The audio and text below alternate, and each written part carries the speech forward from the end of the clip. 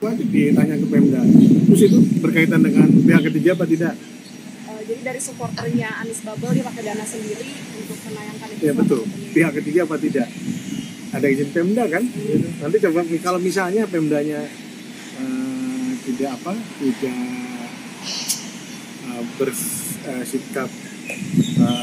bersikap netral, kan harusnya dikasih kesempatan yang sama kepada seluruh peserta pemilu. Ini adalah sebuah pesta demokrasi dan rakyat memiliki hak untuk mengungkapkan pandangannya. Jadi ketika ada yang mendatangi mengungkapkan saya ingin milih calon yang lain, dihormati. Dan ketika ada yang memasang videotron untuk mendukung pasangan nomor 1, ya dihormati. Itu kan bagian dari demokrasi.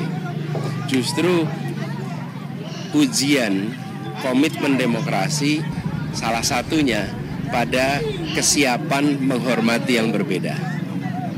Kalau tidak siap menghormati yang berbeda, maka dia tidak siap berdemokrasi.